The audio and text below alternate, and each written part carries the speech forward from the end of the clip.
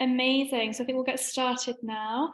Hello, everybody. I hope you're all doing very, very well. My name is Reem Ibrahim. My role here is I am the events coordinator. I'm also spokesperson at FOTBOT, the Friends of the British Overseas Territories.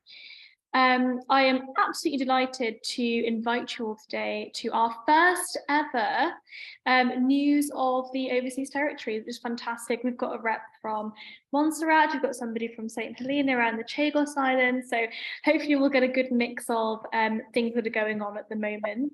And this is the first time we've ever done a sort of news of the overseas territories style event, so I'm very excited to invite you guys all here today. It's really brilliant to sort of hear a lot about what's going on in the overseas territories, and as we all know, there is always so much that's going on, so much moving about, and so many different events that happen at the moment. So I'm going to give us a little introduction for the next 5 minutes, and then we'll move on to hearing from our very own Vice President Claude Hogan, who is from Montserrat, and then we'll hear from the former Governor of St. Helena, Lisa Hohenlohe, and then we'll also hear from Rosie Levesque, who is from the British Indian Ocean Territories as well. I'm just going to give us a little bit of an introduction. So obviously we know that we recently had the coronation. The coronation of King Charles and Queen Camilla saw premiers, governors, and other leaders from across the overseas territories come to our great city, London, which is where I am now, including people like Simon Young, the Mayor of the Pitcairn, and James Glass, the Chief Islander of Tristan da Cunha. They gathered beforehand for a reception hosted by the Duke and the Duchess of Edinburgh, and were also able to attend another reception alongside other Commonwealth leaders with His Majesty the King. The coronation also saw police officers from the overseas territories who came to London to help protect the procession route. They were hosted at a reception by Commons Speaker Sir Lindsay Hoyle beforehand. On the day itself, the flags of the overseas territories featured in the procession. I'm sure we've all seen the photos. I think we had them on the FOTBOT accounts as well, so you could have seen them. They were being carried by the British soldiers, and they were also being flown in Parliament Square, where they are actually still flying if you want to go and have a look if you're around in London. So we've also got the Joint Ministerial Council. So given the gathering of the OT leaders for the coronation, the UK government decided to actually hold the annual Joint Ministerial Council last week. The Foreign Secretary, James Cleverly, announced that the UK would launch a new strategy for the overseas territories, and also announced that each UK government department will now have an assigned minister responsible for working with the bots. In other news, last week, the Speaker of the House of Commons, Sir Lindsay Hoyle, actually unveiled a new stained glass window in Parliament. So those of you that work in Parliament or have been around Parliament would have seen it, which show that the coats of arms of all of the overseas territories and the Crown dependencies. And that kind of symbolises the great importance of the British family. We also got the House of Commons Public Administration and Constitutional Affairs Select Committee, who have recently announced an inquiry into the UK's relationship with the overseas territories, and has recently visited Gibraltar to meet with various politicians and other stakeholders over there. And finally, there's a new aspect of the Darwin Plus scheme that has been announced. The Darwin Plus Strategic Fund will help support projects across the British overseas territories that seek to bolster habitat recovery, monitor climate change, and combat invasive species. The fund will run for 3 different years, granting up to £3 million of funding. Just fantastic. So lots of new things going on in the British overseas territories, but now I'm going to hand over to our Vice President, Claude Hogan, who is from Montserrat, and he's going to talk a little bit about what's going on in Montserrat at the moment. So Claude, over to you. Thank you very much, Reem. Thanks very much for the invitation. I'm very proud to be here, not only as your Vice President, which I'm honored, really honored to be your Vice President. I'm very proud to be here as a Montserratian. Montserrat has a very proud history of being forever British overseas territory. We had the opportunity in the 1950s when we had the Federation, and a lot of countries shortly after, once that had dismantled, we had the various opportunities to be talking about going independent. At one stage in the 1970s, we were told, or we agreed with the UK government that we were waiting for economic stability in order to then claim our rightful place in the so-called independent countries of the world. But that never transpired because Montserratians, led by great leaders like William H. Bramble, who met the Queen, John Osborne, who came to Buckingham Palace, and the gentleman I want to speak about, Sir Howard Fergus, who you could say was the founding father of parliamentary democracy in Montserrat, and that introduction of reduction of parliamentary democracy in Montserrat brought us that much closer to the United Kingdom as we modeled our life, our culture, our civility after the British system, not just the politics. So Howard Fergus was, you could say, the Renaissance man of Montserrat. He was a sort of Renaissance man who, however, borrowed a lot from the more advanced civilizations at that time, which of course we were British. He came out of very humble beginnings. That's why he's so revered, because he came out of a village called Longgown, where I'm from myself. We happen to be cousins. And, but he would, as you would say, you know, born gifted, intelligent, grasped concepts of sociology, society, law, history, and so on very quickly. And so he was born around in 1937, 22nd of July.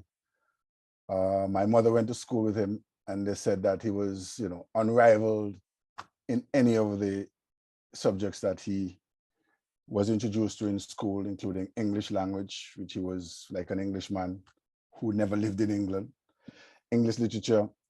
And he actually started teaching history in the Caribbean, in Montserrat, and in the University of the West Indies, of which he became a professor.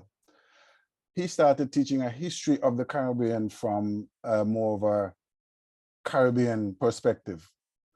When it started, he was described as a sellout because he had to speak of the history in a sense of our interaction with the concepts and the fears and the disasters and the injury and the hurt and the pain that was slavery and post-slavery as well. The fact that we had to continue to pay rent to the slave masters for continue to having to inhabit the lands of the former slave owners, and you had to give up 3/4 of your produce from agriculture to the slave master. So he had to bring us into contact with that kind of experience of our past, and it hurt so much that it required a lot of resilience as of now for people to come to grips with where we had come from. In fact, Fergus was born into one of the poorest families in Longgown at the time. Obviously, you could tell that he had to walk to school of some like 15 miles or so. And he was supported by an aunt because his parents couldn't afford it. But he excelled so much that he got a Leeward Islands scholarship. And he continued from there, studied in Manchester, studied here in the United Kingdom, went on to the University of the West Indies. So he was well learned in modern languages and history and the arts and culture. And he came back to the Caribbean, and specifically more so Montserrat, where he never left after he had, you know, gained all that he gained. He studied abroad, he traveled a lot. He became a member of the Commonwealth Parliamentary Association. So that's where he brought home a lot of what he learned on the streets, in the meetings in his classroom. And so he's credited for starting the parliament in Montserrat. He was the first speaker, longest serving speaker, in fact, in the entire Commonwealth. He served for 30-something years and actually went back very briefly for a while to train up the first female speaker in Montserrat in 2009. He started the whole concept of A-level teaching, A-level classes in Montserrat. He wanted to help those children who dropped out of school or who were not able to get into the grammar school, because back in those days, you had to be born into a particular family to get into grammar school.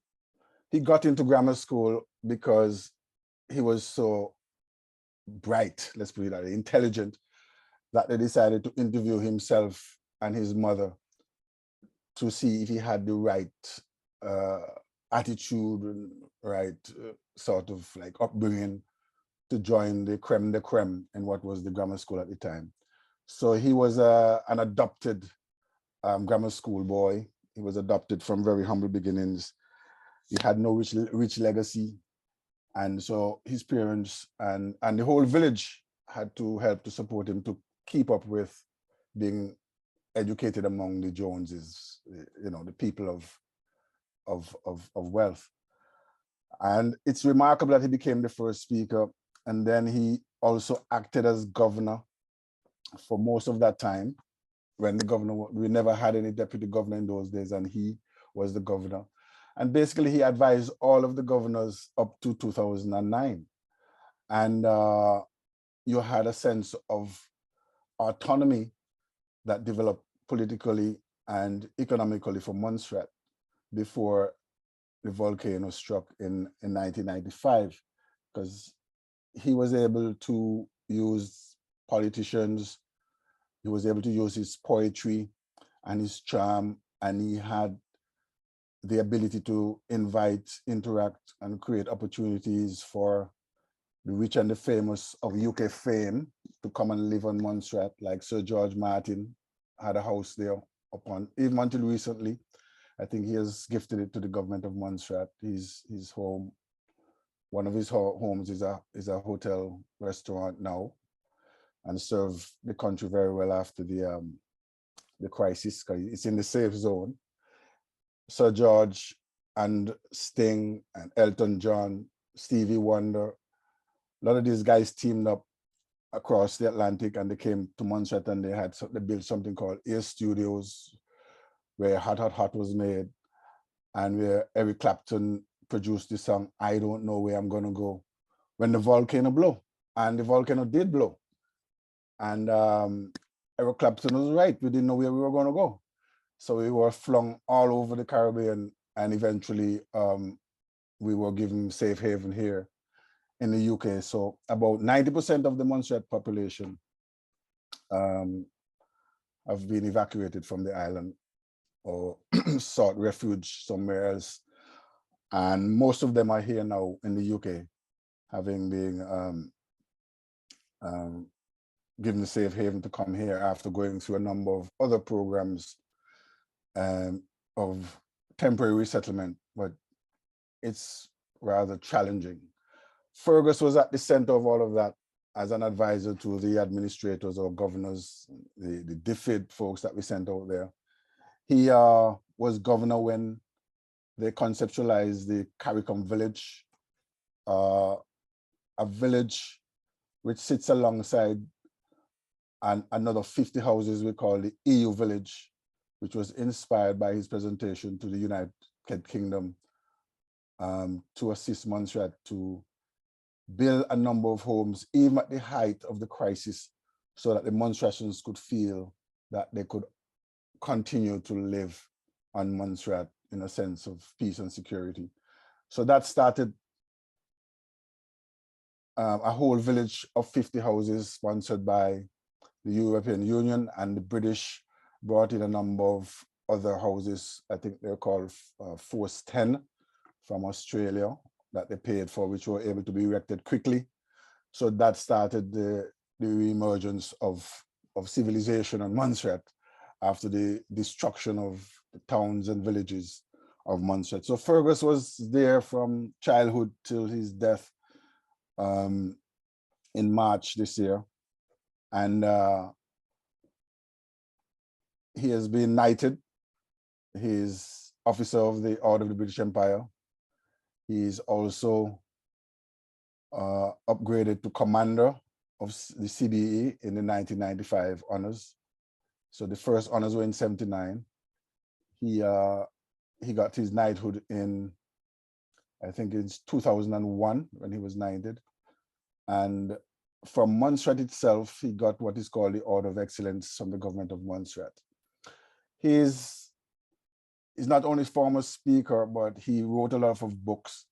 And his books basically praised and uplifted the island and all of its heroes, like Cudjoe of Cudjoe Head fame, who resisted the slavery. And he wrote about St. Patrick's Day, but he actually encouraged Montserrat to produce what was called a Heroes Day out of it, because on St. Patrick's Day, the slaves planned an uprising to overthrow the slave masters, but that was leaked and it was put down, and people were maimed and hung and deported from the island.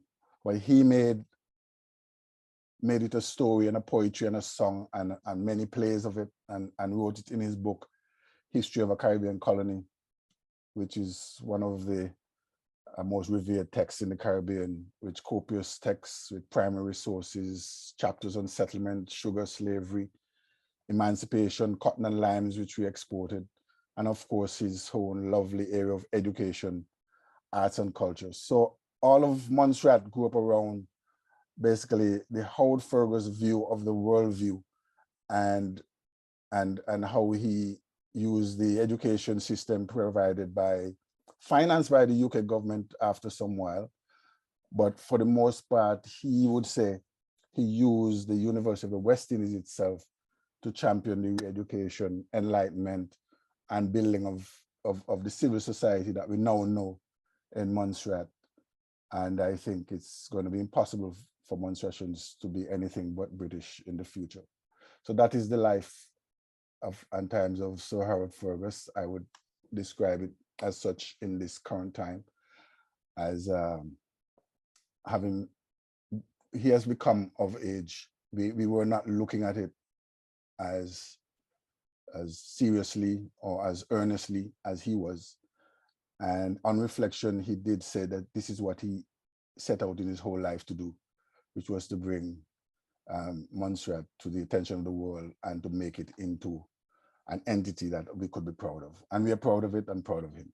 That's wonderful, Claude. And it sounds as though he meant a lot to so many different people in Montserrat, but also that his impact was clearly twofold. It's sort of in the political sphere and in his role as governor, but also in that sort of emotional element is that as well, which is wonderful. Thank you so much for that, Claude. That was a really great summary, and I know that I think it's fascinating for all of us to hear the role that Sir Howard Fergus had, but also the sort of impact that that sort of what he meant to the people of Montserrat as well. Thank you. I'm now going to move on to hearing from Lisa. Lisa Honan OBE from St Helena. She was the former governor of St Helena, so we can hear all about that. So over to you, Lisa. Well, thank you very much. It's great to be here this evening. I do like to think I am a friend of the British Overseas Territories. And actually, as I was listening there to Claude speaking, it reminded me that really too many years ago than I care to say, I worked my whole career for DFID, but I actually worked out of Barbados for a couple of years.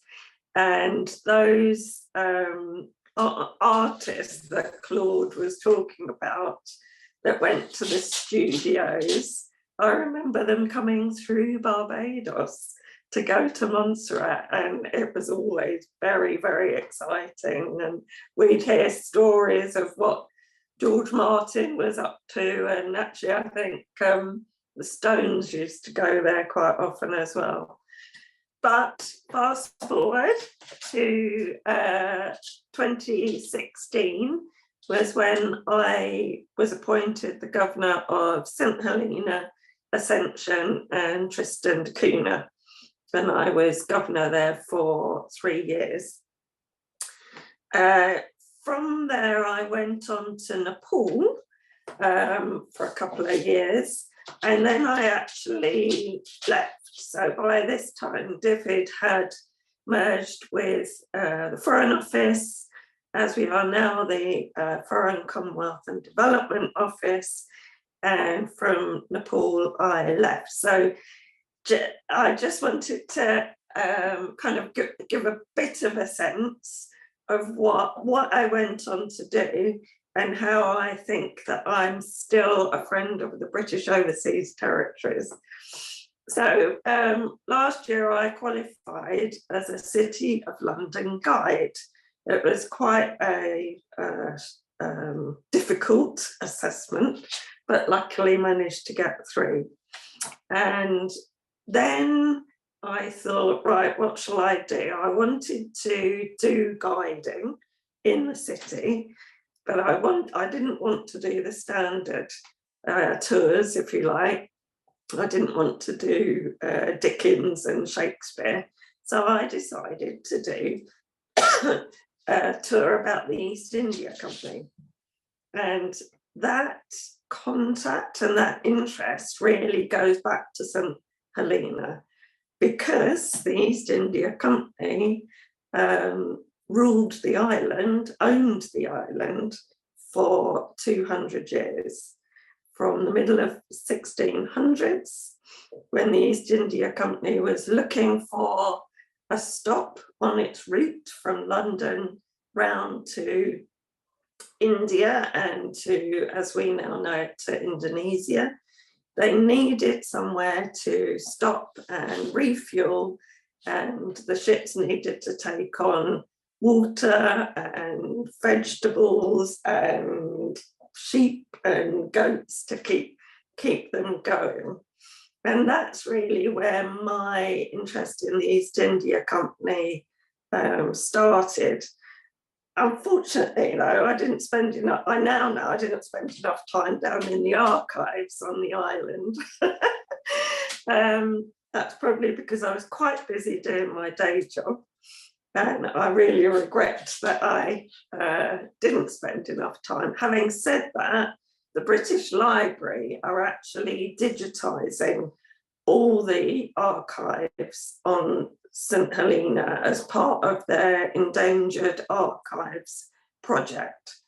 And I think it won't be very long. They've already published some. I don't think it'll be very long before we can actually just access them on our laptops. So on St Helena, the links that I actually had with the East India Company, which, as I say, I should have paid more attention to, was I lived in the house which was built by the East India Company for its governors. It was built in 1792. And I used to even do tours of the house for if we had passing ships, cruise ships, and there was a big group, then we would split up the tours and I would do tours of the house. And that's kind of how I got to know that tour guiding was something that I quite enjoyed. So I lived in the house. I often would read some of the books in the library, and the library was built by a previous governor called Sir Hudson Lowe. He was the governor that guarded Napoleon when Napoleon was exiled on St Helena. They didn't like one another. So this is 1815 to 1821. they didn't like one another, and in those 6 years, they actually only met 6 times. Napoleon said the only thing that he did like about the island, which wasn't much, was the coffee. But anyway, and then, you know, it was really all those kind of links that then made me think about doing a tour. And I know that probably some of the people on this call might have come on the tour that I did for some of your members about a month or so back. Philip certainly came.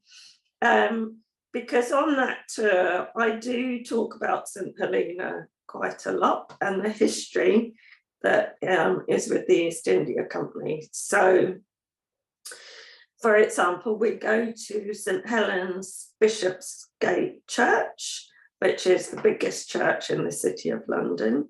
And I talk about the founders that are buried in there. But of course, St. Helen's Bishopsgate is named after St. Helena. And St. Helena, the island, was discovered on St. Helena's Day, her saint day. She was the mother of King Constantine, the first Christian Roman emperor. So we visit that church and we find some of the founders of the East India Company in that church. There are 6 of them, and they've got some fabulous funeral monuments in there, which we go in and find. And I talk about how the East India Company, when it was operating out of St. Helena, 1,000 ships a year used to call there. So it was a really, really busy time during that time, between about 1650 until kind of 1850 or so, when the island was given back to the Crown. And then we also move on to, there's a sculpture in the city in Fen Court, and that is a sculpture that recognises the 200th anniversary of the abolition of slavery. And so it's there that I talk about slavery and St. Helena, and how the perceived wisdom, which just means if you type East India Company and slavery into Google, it will tell you that the East India Company's first involvement in slavery was 1684. But I know from my time on the island that actually it predates that. So when the island was taken over in 1654, on the first 2 ships that the company sent to St. Helena, there were slaves on those ships. So there's an awful lot, I think, that is still to come out about slavery in the East India Company. And I think that these digitized records that the British Library are going to do of the archives on St. Helena will actually fill a lot of that gap. So that's really exciting. And then the reason I do these tours is obviously people want to know about the East India Company, and I think it's not well known in this country, the story, and certainly it's not taught in schools. Empire and the East India Company is only optional on the curriculum, and my sense is that many teachers don't opt in, and that's why I'm thinking that I will probably offer my tour for schools, actually, or history classes. And the reason I do it is to tell the story, but also to give some publicity for St. Helena. And what I'm finding is a lot of people come on the tour, they're very interested in the island anyway, but I sometimes get people who have links to the island. And what I do is, so they've been, or they have genealogical links, or they knew someone who was a saint in the UK. So I have a Facebook page where most of the people on the island actually follow me, and I post a picture, and before very long we track down where that person's gone. So I did a tour yesterday, and I had someone that had visited St Helena in 2010, and he said that on the ship he made great friends with a couple of people from the island. He gave me their picture, I posted it on the Facebook page, and sure enough we found them really, really quickly, which is, I love it when that happens. It's just so interesting that St Helena is just really held in such fondness by people that have been there. So that's my tour, and that's almost the reasons I do it. I'm really, really enjoying it. And if anyone on this call would like to come along, I do my tours for London Walks, so that they're a big tour company here. You just Google and I'm on London Walks, and I've got a couple of tours each month. It's always the same one. I can't do any more than just the one. But now and again I will do, they're quite big groups, and now and again I will do a smaller group, and I advertise those on Eventbrite and Airbnb experiences. But anyone can just drop me an email and I'll sort something out. That's but fantastic. Thank you for inviting me. That's all right. Lisa, do you mind telling us what's your email? So I'd absolutely love to join. So do let us know how we can sign up if we'd like to go. Yeah, okay. And actually I'm on Twitter, Lisa Honan07, and that also has my email address on it, which is lisahonan58@gmail.com. So you can reach me in lots of ways. Yeah, I'll send you a follow on Twitter. I am also on Twitter. I'll send you a follow. Okay. Brilliant, Okay. amazing. And we've also got another question from Oliver Wilderspin, who asked, Philip and I are visiting St Helena in August. What are the top places to visit? Well, you must go, of course, to Plantation House, which is where the governors lived. And you'll find the oldest land animal in the world in the front garden. His name is Jonathan, and he is a tortoise. And it was always a governor's worst nightmare that he would die while you're governor. Luckily, he's outlived me, so that's fine. But he's just so lovely, this tortoise, and you can go and meet him. And then I would say go up to Diana's Peak, which is a cloud forest. St Helena has everything between cloud forest and desert and everything in between, but the cloud forest is particularly beautiful. It's got lots of endemics as well. And then Napoleon's house, of course, Longwood, lots and lots of history there. That's wonderful. Thank you so much, Lisa. I'm sure we'll have more questions about the walking tour as well afterwards, but we'll save that for the question, for the time allocated for those questions. Thank you, Lisa. That was really wonderful. And I don't know about you guys, but I'm pretty convinced to join the walking tour. It sounds like it would be great. Amazing. So I'm now going to move on to the wonderful Rosie Levesque, who is from the British Indian Overseas Territories. She's going to tell us a little bit about the Chagos Islands and sort of what's going on at the moment. There's obviously lots going on, so I'm sure Rosie can fill us all in. So over to you, Rosie. Thank you, and thank you guys for inviting me today and organising the webinar. So where do we start? So November last year, the Foreign Office announced that the UK government and the Mauritius government were starting bilateral negotiations on the future sovereignty of the Chagos Islands, or the British Indian Ocean Territory.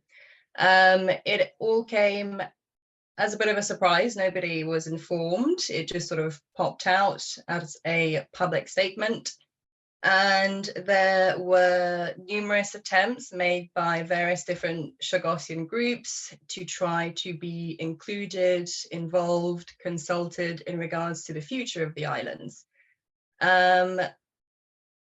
After all of the strong, I guess, strong campaigning and forceful conversations that we had with members of the FCDO and UK government, we had a meeting, or what they called an engagement event, with the Biot administration on Teams on the 9th of February this year.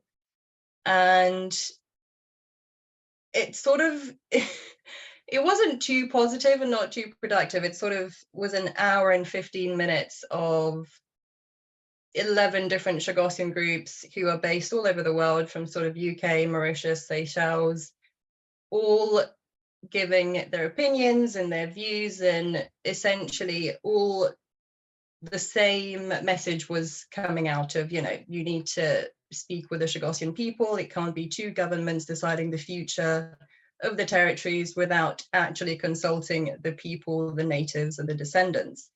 And it ended with the meeting, it ended with sort of everyone had 3 minutes to speak.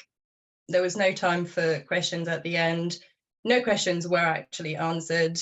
And it ended with saying, there will be no involvement in terms of like the people themselves getting involved, the Chagossian people themselves being involved in the future of the territories. There will be no referendum, there will be no right to self-determination. And essentially these two governments will keep making decisions for the future of the people for the foreseeable future.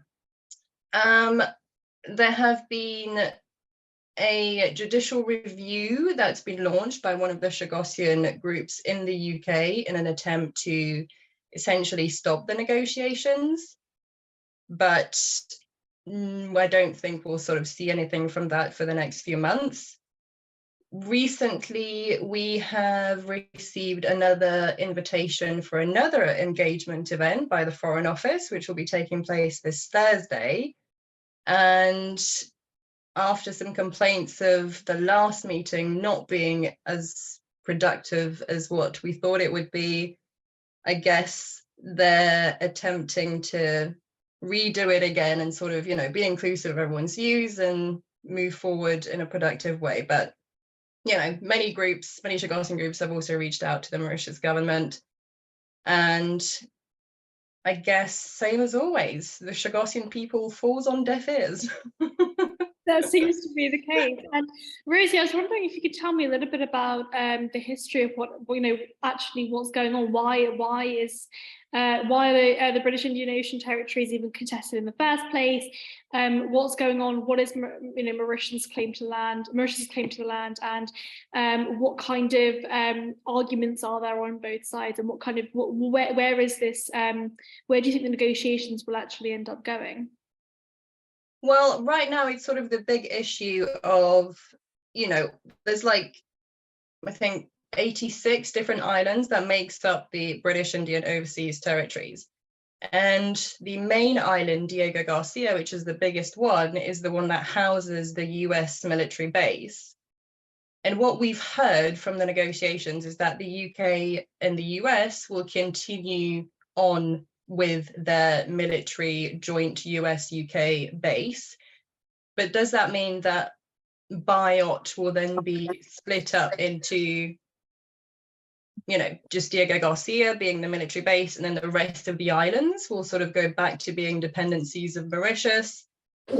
There's so many sort of unanswered questions, and I'm not even too sure if those two governments have the answers for us right now, because it seems to be that everything keeps being delayed, keeps being sort of pushed back. But yeah, I mean, all we can do is sort of keep campaigning and keep trying to make our voices heard, but it sort of feels like no matter how many interviews you get and no matter how much noise you make about it in the media, you know, yeah.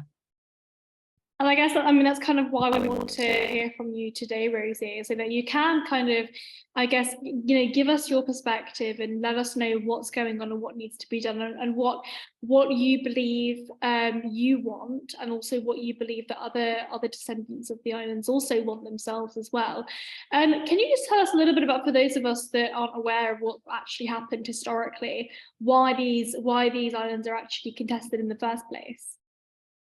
Yeah, so I mean, a little bit of history on the Chagos Islands is in the 60s and the 70s, the UK government, Mauritius government, and the US government all decided that they wanted to essentially build a US military base on one of the big islands that form part of the Chagos Islands, which was Diego Garcia. The UK and US wanted it as a joint military base. At the time, there were about 1,500 to 2,000 native Chagossian people living on those islands, and had been for about 6 or 7 generations.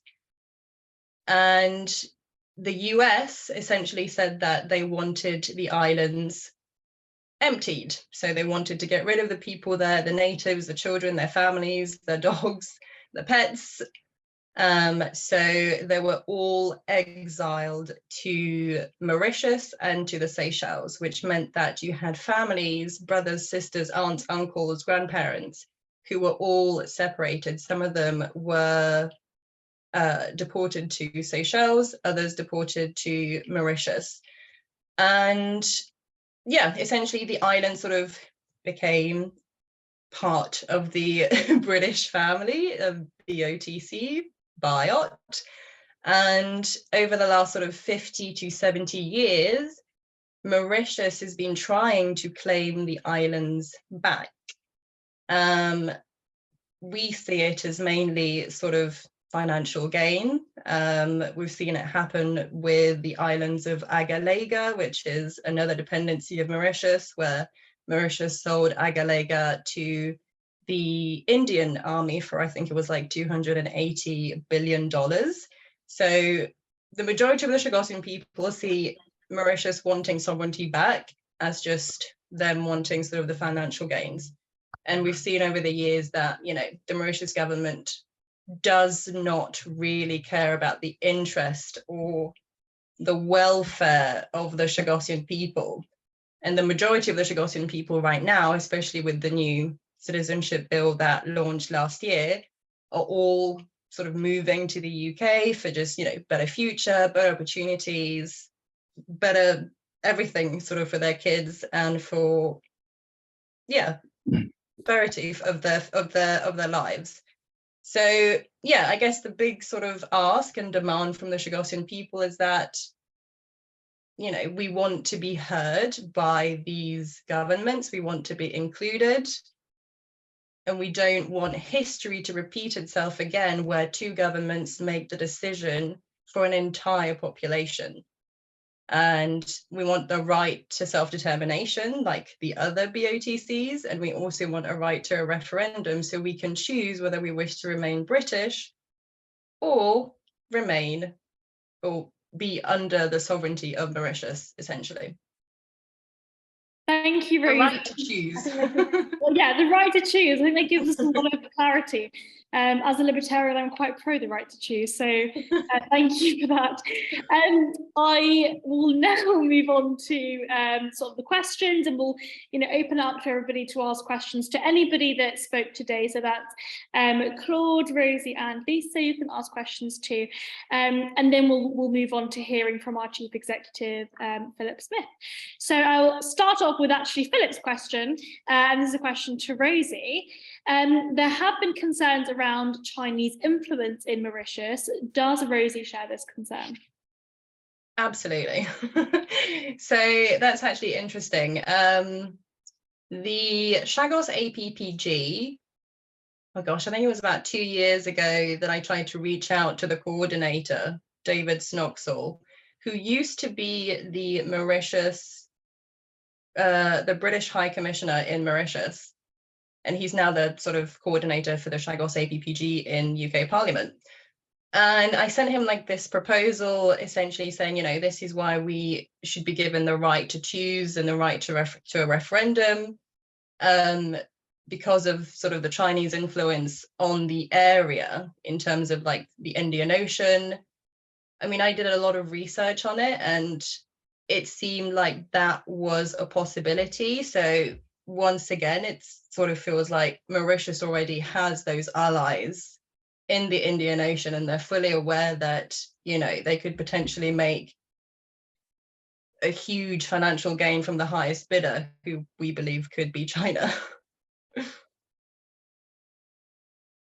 That's fascinating. And Robert also asks for Rosie. I suspect a lot of these questions will be directed to Rosie as a result of the ongoing negotiations. But Robert literally asks for Rosie, how do you feel about Mauritius actually claiming the islands? I remember seeing a photo, I think it was last year, where they had actually planted the Mauritian flag as well. So how do you actually feel about them actually claiming that the islands are theirs? So personally, I don't believe that Mauritius has a right to claim that the islands are theirs. The whole stunt of sort of a small delegation of Chagossian people from Mauritius alongside the Mauritius government about last year, I think it was February last year, 2022, went and planted the Mauritian flag on one of the islands of Biot. And the whole purpose, they claimed, was for a scientific research to, I think it was like a case going on between the Maldives and Mauritius and figuring out who owns what part of the Chagos reefs. But yeah, no, I mean, it was a huge sort of political stunt. At the end of the day, I keep sort of repeating this, but the Chagossian people should have a right to express themselves and choose their futures. And I think if the UK government and if the FCDO claim that the British Indian Ocean is part of the BOTCs, then we should be given the same rights as all of the other BOTCs, which is a right to choose and respect. Yeah, I mean, we go on about how important self-determination is. It's actually why I became interested in the British Overseas Territories in the first place. So I think you make a very coherent argument there, Rosie, so thank you. Also for Rosie, Mark Seddon asks, does the Chagossian diaspora actually have a unified position on the future of the islands? I mean, I think sort of looking at originally what the government said, they promised that negotiations would be concluded by March. Obviously that hasn't necessarily been the case. And do all descendants have a unified position on the issue, or is there some disagreement? So, I mean, that's an interesting question. I think because the diaspora is just sort of all over the world, you do have a diverse set of opinions. But I mean, I don't see it as sort of a negative. I mean, you have sort of the group in Mauritius who works with the Mauritius government, takes a paycheck from the Mauritius government, and so therefore they are very pro-Mauritius. And you have the people, now a very large community of Chagossians, about I think 4,000 people living in the UK, who, they came here to build a better future for their children, for their grandchildren, and improve their lives. And so to them, being part of the British family is a better option. And then you have people in the Seychelles who are sort of, I guess, a little split between both. But then again, the Mauritius government has claimed that Chagossians in Seychelles are not actually Chagossians, and they do not take any sort of responsibility for them whatsoever. So yes, there is a diverse range of opinions, and it's not a bad thing. I mean, I think in the UK government you have 50 different political parties, so Diversity is good. That's true. Diversity of thought is good. It's the marketplace of ideas, and there's also, you know, I mean, within those parties, you get different perspectives on what the future of the country looks like. So you're absolutely right, Rosie. There are always different perspectives on every issue as well. We've got a question from Oliver Wilderspin for Lisa. As governor, did you get many opportunities to visit the other islands under your jurisdiction, so Ascension and Tristan da Cunha? Yes, certainly. And I was always really clear that I was the governor for all three. They were one territory. I happened to live on St Helena, but I was governor for all three. And in fact, I visited Tristan before I even visited St Helena, because I was on what we thought was going to be the last voyage of the RMS St Helena. And it first of all called into Tristan, and then it went to St Helena after that, and that was my arrival on St Helena.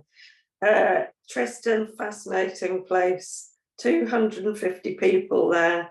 The scariest bit was climbing down the rope ladder of the RMS to be into a very small rib in the middle of the sea. But I went to Tristan twice, and actually the next time I did that, it was much, much better.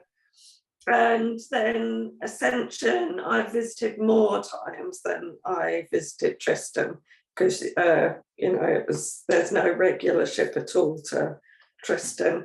And I would often visit Ascension to fly from there to the UK Enterprise Norton. And of course, a very, very recent update is that the runway on Ascension is now open, which is great news, because that actually closed during my time, because the runway broke up a lot and was then unsafe for landing. So I'm really, really pleased to see that the runway is now operational again. That's wonderful, fantastic. And we've got another question for Claude, the Honourable Claude. What does he think of the JMC outcome from last week? Do you think it's positive steps, or do you think that there's more work to do? And do you think that Lord Goldsmith is actually making a difference as Overseas Territories Minister? Well, both are correct. There were positive steps, and there's more work to be done. What we want, however, perhaps what could be complained about is lack of coherency in that there are parliamentary activities, which seems to be that the minister is running ahead of the research and the outcomes of that. I suspect those are political imperatives, because the politicians want want to see action immediately. So that could be a good thing, but I hope that we get to a point where we have some coherent policy direction on the overseas territories. For one, I think the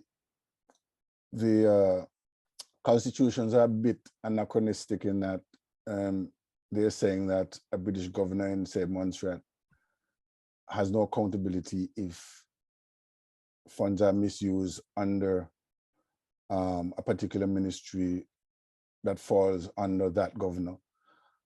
And then they're saying at the same time that the overseas territories are autonomous and should account for the British taxpayers' monies over there. So we have some problems, like maybe putting the cart before the horse issues. And there are also some issues with, I think, coordinating now below the ministerial oversight level, the kind of inputs that we hope will assist the territories. Otherwise, it could turn out to be, window dressing. Fantastic, thank you. And a question from Raphael for Rosie. What, in your opinion, is a solution to the issue at hand with regards to the involvement of the Chagosians in the negotiations? How much involvement do you feel that would actually ensure the Chagosians feel included? And obviously, as you said, they are a diaspora. It's quite difficult to gauge who should be involved in the negotiations, who you think actually should be involved. How do you think that would actually look you know, in practical terms? I mean, in terms of what we want, so we want a referendum. We want a referendum and a right to self-determination as a people. In terms of like the diaspora being all over the world, yes. The thing is, like, there's already been some work that's starting to be done on that front in terms of gathering up the data of who's the natives, where do they live, who's the descendants, where are they based. Some of that work has already been done with the Nationality Bill, which gave the right to British Overseas Territories citizenship and British citizenship to all Chagossians and their descendants. So the Foreign Office already has all of that information. Up to date, since November 23rd, 2022, there's been over 5,000 applications that have come through. And we thought there were only like 10,000 Chagossians worldwide. So within like 7 to 8 months, 5,000 has been gathered. Within the next year, we might have all of them. I mean, obviously you won't get all of them, but you know, that's the best attempt that we have in terms of locating them and having contact information for them, email addresses, telephones, actual postal addresses. So it's doable. If these governments wanted to give us an opportunity to choose our future, the data is there. Yeah, it does sound as though the argument around around obviously people being a diaspora is kind of used as an excuse to say that it's too difficult to involve them in the negotiations in the first place. It's clearly possible, and we live in 2023. There are ways to contact these people. We've got a question from Robert Midgley. For Lisa, what's the relationship like at Ascension between the UK and the US? And is it true that the airstrip was originally built by the US for NASA? So the airstrip was built as an alternative landing site for the space shuttle. I don't think it was ever used for that, but as I understand it, that's what the US interest was. The relationship between the US and the UK that I observed was always really, really close, actually, and very cooperative. I mean, just related to something to do with NASA anyway. That some years ago, apparently, if you've ever visited Ascension, there's lots of bits of kit and equipment on it. So it might, you know, that you've got monitoring earthquakes, you've got monitoring this, that, and the other, and it all belongs to different bodies, this kit. And they once apparently tried to identify who everything belonged to, and there was one piece that they couldn't, that one piece of equipment on the island, and they couldn't work out who it belonged to. So I don't know if they ever did, but the relations between the US and the UK are very cooperative. A lot of the operations at the airport are shared, very close relations, definitely. That's fantastic. Thank you so much to everybody who asked the questions, and thank you to our wonderful speakers today as well. We had the Admiral Claude Hogan, we had Rosie Levesque, and we also had the wonderful Lisa Honan as well. Thank you. I'm now going to hand over to our Chief Executive Officer, Philip Smith, who is going to give us a bit of a charity summary as well. So over to you, Philip.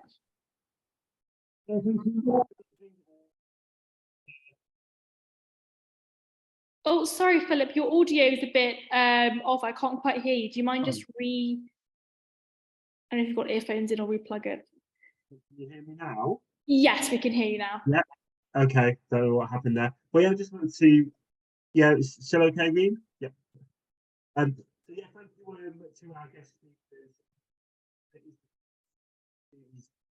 Views from the Overseas webinars. Thanks to our Vice President Board. It's great to see you, and that leads nicely on to what I just wanted to give a summary of is this year. I'm delighted to announce that we are slashing our fundraising goals this year to raise money for Montserrat. We hope to do a sizable enough check, perhaps to our Vice President in himself, to yourself, Honourable Board, in November, as we've raised funds for the eco play area. So essentially helping to fund a playground in Montserrat. We are aiming to raise £2,000, and if obviously we can top that would be great. So I just want to firstly just make everyone aware of the objective for this year, and if you do want to donate towards the Montserrat appeal, please do check out our website. Yeah, I just Lisa, I really enjoyed hearing about the tour again. I was lucky enough to go on your tour last month.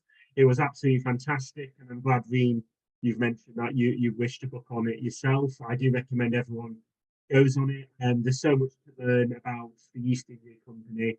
And yes, myself, Robert Midgley, Oliver Wilderspin, and Andrew Gwynn, the member Labour MP up in Manchester, will be going to St Helena in August with and renowned Times journalist Michael Binion. So we do have a nice 5 heading St Helena in August. So looking forward to that. But yeah, just wanted to say, yeah, we obviously welcome everyone's feedback and thoughts on tonight's webinar. We are in the process of fine-tuning these webinars, but we want them to be more personal. Essentially, what we've heard tonight is really brought home personal stories, and it brings things. And we are in this global connected world, certainly since the COVID, where everyone's been working from home. Now it's become more normal. Well, for football, we have webinars because obviously it allows us to be more connected to our overseas territories, which is fantastic. So yeah, thank you all again, Rosie. Just last but by no means least, thank you for that update. I can only express my personal opinion, which is one of dismay of the Prime Minister we have for 44 days for putting the Chagossians in this unfortunate situation with regards to sovereignty negotiations. I will say no more. I don't want to get overly political, but I'm sure it should have been thought through, rather than having this situation that the Chagossians are now having to race against time in order to have their voices heard as these negotiations going on. Ladies and gentlemen, football stands for many things, but ultimately we stand for self-determination. We believe in the rights of Montserratans, or St Helenans, or Bermudans, Gibraltarians, Chagossians. It's their decision where sovereignty lies. It's not the decision of the British and Mauritius government unilaterally to negotiate. So just to be clear, that's where football, we are fully behind for so that's extremely important to our beliefs as a charity. So I just want to give a brief overview finally on what's coming up. So next month we're delighted seeing the Honourable Board in person. We're hosting a meeting in London on the 29th of June. We have invited Andrew Gwynn from Labour, and we'll invite and Shan Hodgson MP, also from Labour. And then fast forward to July, we're hosting our summer barbecue. I'm delighted to announce that Football has entered an informal partnership with a Commonwealth group in Parliament, and they will be attending and running one market stand. We've also got friends of people attending. So 2 big events coming up end of June with our Vice President. Come along, have a drink, get involved in football. And then in July, we've got our summer barbecue where we're hosting several other charities and raising the profile of the overseas territories. I think I will wrap it up there, Reem. I hope if there's anything I've missed. And then, of course, save the date on the 30th of November. the events team led by Raphael, with Reem, Will, Richie Hardcastle, and Alexandra Williams, team 4, will be delivering the Black Tie Gala dinner, which will be held at Counters Hall. We have booked Lord Bellingham, a former minister for the Overseas Territories, will be addressing footballs on the 30th of November. So, yeah, I'm going to shut up now, Reem. But happy to take any questions, or if anyone has anything they want to ask. But otherwise, thank you very much for this evening. It's been fantastic. Thank you, Phil. That was fantastic. That was Philip Smith, our Chief Executive Officer. I will also add, I believe it's on the 18th of July this year, we've got our barbecue in London. So please do join if you are around in London. It was a huge success last year.